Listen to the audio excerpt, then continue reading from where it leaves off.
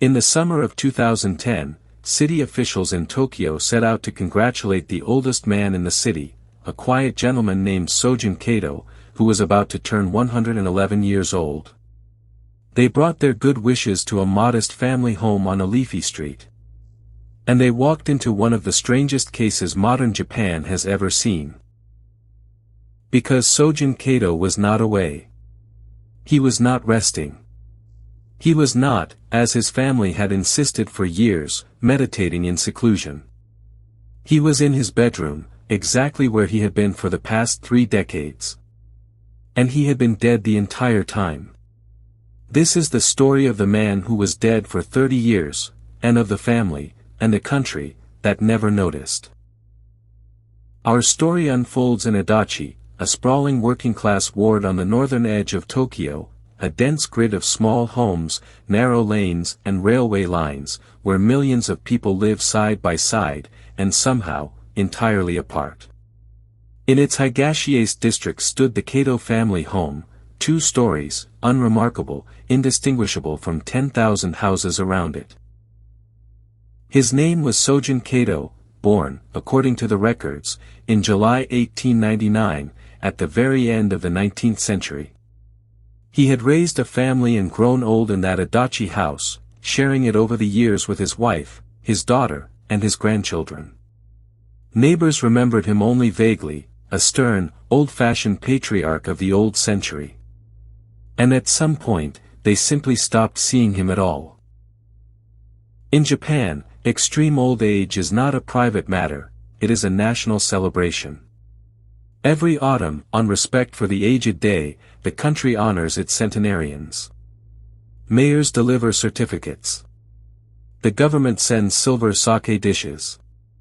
Camera crews film the smiling elders who made Japan famous as the land of the longest lives on earth. And that is where the paperwork comes in. Japan's family registry said something remarkable. Adachi Ward was home to a man about to turn 111, a man who, on paper, had lived through 3 emperors, 2 world wars, and the entire 20th century. The oldest man in Tokyo. Officials had been trying to see Sogen Kato for years. Japan honors its elders every autumn on Respect for the Aged Day, and a 111-year-old was a treasure, the kind of citizen mayors want photographs with. But every single attempt to visit was turned away at the door. The family's excuses changed with the seasons. He is too ill to see anyone, they said. He is away in another prefecture. He is a human vegetable, you would only upset yourselves. And then came the strangest excuse of all, our grandfather has withdrawn from the world, to become a living Buddha. It sounded almost plausible. There is an old and extreme ascetic tradition in northern Japan, Sokushinbutsu, in which monks sealed themselves away and renounced the world, meditating toward death and mummification. The family claimed the old man had chosen that path, in his own bedroom, and could not be disturbed. And for years, people accepted it. According to the family, it had all begun one day back in 1978, after a bitter household argument, when the aging patriarch stormed upstairs, declared he would become a living Buddha, and shut the door behind him. In their telling, that door simply never opened again. No one checked on him. No one dared. For 32 years. But in 2010, a welfare official named in the ward office decided the excuses had gone on long enough. A 111th birthday was approaching. The oldest man in Tokyo would be honored, in person. And if the family would not open the door, the authorities would. On July 28, 2010, police and ward officials entered the Kato home in Higashiase. The family did not stop them this time. They climbed the stairs. They opened the door to the first-floor bedroom that no visitor had entered in living memory. Inside, they found Sogen Kato. He was lying in his bed, in pajamas, tucked under a blanket, mummified. He had been dead not for days, and not for months. Around the room lay newspapers, and their dates told the story. They were from 1978. The oldest man in Tokyo had been dead for more than 30 years. Investigators would conclude that Kato likely died in November 1978, at the age of 79, around the very time, his family said, that he retreated into his room to become a living Buddha. In other words, he was never the oldest man in Tokyo at all. He had died a decade before he was even old enough to claim the title. For 32 years, life in that house had gone on around a closed door. Meals were cooked. Birthdays were celebrated. Children grew up and grew old. And on the other side of a thin wall, the head of the family lay exactly where he had died, while the calendar pages of 3 decades fell away. The obvious question is how? How does a death go unnoticed for 32 years, by a family living in the same house? The answer came when investigators followed the money.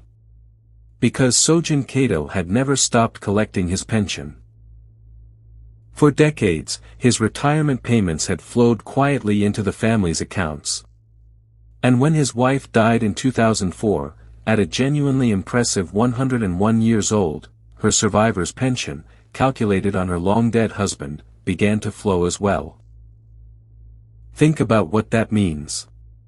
For 26 years, his own wife lived in that house, cooking, cleaning, growing old, with her husband's body behind a door she never opened, and never reported. Whatever mixture of fear, grief, shame and habit held that silence in place, she carried it to her own grave. And when she died, the last person who knew how it all began, was gone.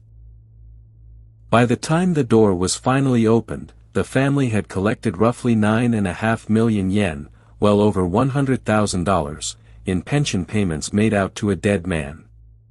The living Buddha upstairs was not a holy man.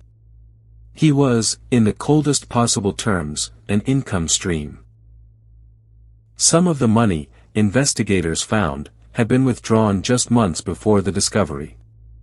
Whatever the family had told themselves at the beginning, grief, fear, shame, denial, by the end, the arithmetic was simple. As long as no one opened that door, the payments would never stop. In August 2010, the case broke into criminal territory. Kato's 81-year-old daughter, Michiko, and his 53-year-old granddaughter, Tokimi, were arrested on suspicion of pension fraud. The picture that emerged from the investigation was bleak. The family had not reported the death in 1978. They had not held a funeral. Asked why, relatives spoke of fear of the family patriarch even in death, of not knowing what to do, of days that hardened into years. And underneath it all ran the pension, the reason the situation could never be allowed to end. In court, the granddaughter admitted the fraud. The sentences, when they came, were suspended. No one went to prison for long. Japanese commentators noted the court's quiet dilemma. How do you punish an 81-year-old woman for a crime that began with a corpse she was too afraid to report, half a century of family dysfunction ago? The public reaction was not just outrage, it was something closer to vertigo. Because the Kato family was not a gang of masterminds. They were an ordinary household on an ordinary street, who had drifted, one unopened door at a time, into something monstrous. And every family in Japan quietly wondered how far their own silences could drift. If the story had ended there, it would have been a dark family curiosity, one strange house on one quiet street. But it did not end there. Because officials across Japan began asking a very uncomfortable question: if the oldest man in Tokyo could be dead for 30 years, who else on our books might not actually exist? Within days, the answer began to arrive. Officials went looking for the oldest woman in Tokyo, Fusa Furuya, 113 years old, according to the registry. She was not at her registered address. Her own daughter, who lived there, admitted she had no idea where her mother was, and had not seen her in roughly a quarter of a century. Two of the oldest people in the capital of Japan, one dead for 30 years, one missing for 25, and in both cases, the truth surfaced only because someone finally knocked on a door and refused to leave.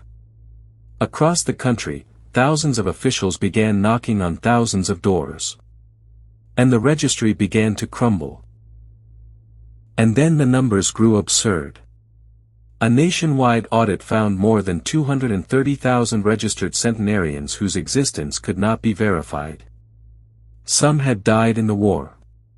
Some had emigrated. Some had simply moved and vanished from the paperwork decades earlier.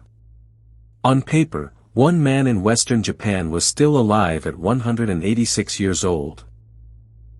Japan, the country of legendary longevity, whose centenarians were celebrated around the world, discovered that a meaningful part of that legend existed only in its filing cabinets.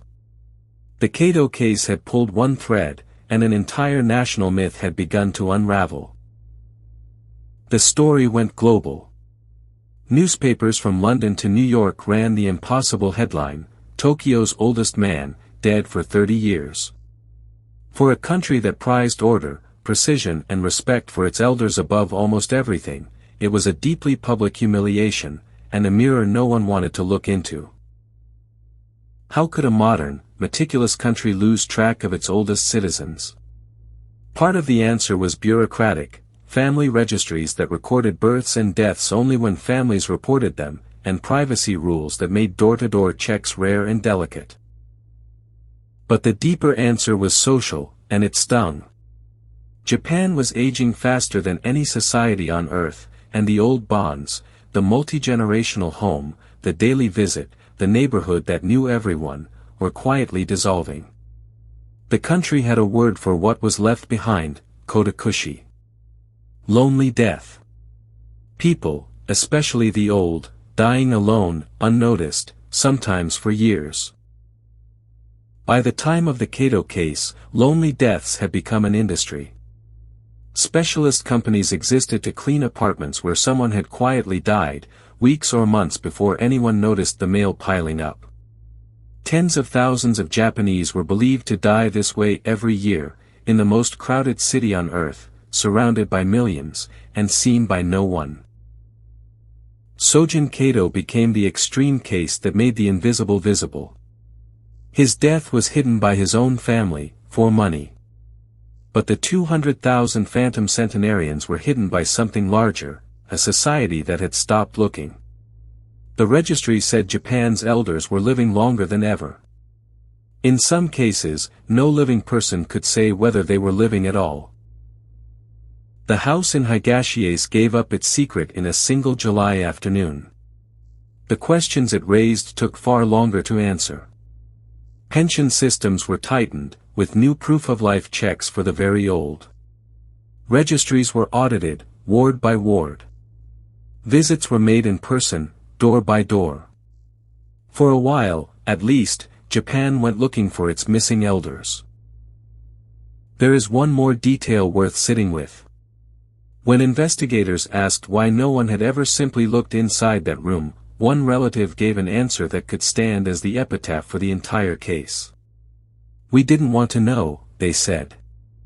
The door was not locked from the inside. It never had been.